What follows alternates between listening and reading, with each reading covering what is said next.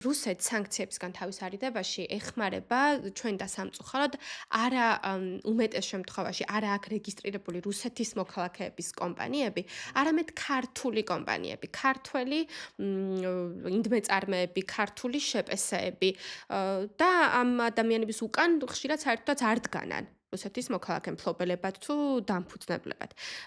ამ შემთხვევაში როგორი უნდა იყოს კონტროლის მექანიზმი იგივე სახელმწიფო სტრუქტურების მხრიდან. როცა არსებობს რისკი, რომ ქართულმა კომპანიამ შეიძლება გამოიყენოს ეს შავი ხვრელი და იხეიროს ამით, რითაც საბოლოოდ რაღაცა გამოვიდეს ისე, რომ ესე მშვენივრად ვეხმარებით ოკუპანტ ქვეყანას და მის ეკონომიკას.